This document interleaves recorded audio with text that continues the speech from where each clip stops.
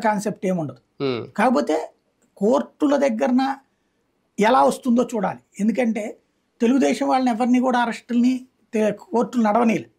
Bail వెంటనే వచ్చేసినాయి, లేకపోతే కనుక 41 నోటీసులు ఇవ్వమన్నారు, ఆ తరహా. అదే పరిస్థితి ఇక్కడ వీళ్ళకి కూడా ఇస్తారా వెసులుబాటు?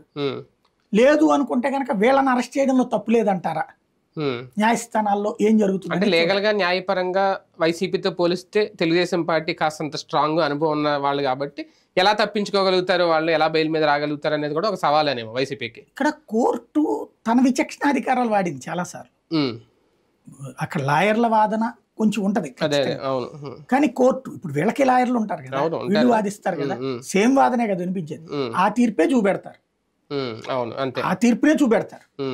ఏదైనా సరే 7 ఏళ్లలోపు జైలు శిక్ష పడేసే ఈ కేసు అనగానే బెయిలబుల్. కాకపోతే ఇప్పుడు అలాంటి వాటిట్లో ఏం చేస్తారు? ఒకటైతే జరిగిపోయింది, మొదటి 10 రోజుల్లో అయితే గనక విధ్వంసాలు జరిగిపోయినాయి, ఆస్తుల ధ్వంసమా, మనుషుల మీద దాడుల, ఇవన్నీ జరిగిపోయినాయి, శిలా విగ్రహాల ధ్వంసం, ఇట్లాంటివి. ఇక వాట్ నెక్స్ట్? రెండో స్టెప్ ప్రతీకారం ఏంటి? హత్యలు చేస్తారా? హత్యా ప్రయత్నాలు కూడా జరిగినాయి కదా, 2-3 హత్యలు కూడా జరిగినాయి కదా. ఇక అయ్యే కొనసాగిద్దాం అనుకుంటారా? లేదు చట్టపరంగా అంటారా? నో డౌట్, తప్పే లేదు. అంటే ఈసారి నాయకులు టార్గెట్ ఇప్పుడు మొన్నటి వరకు అంటే కింది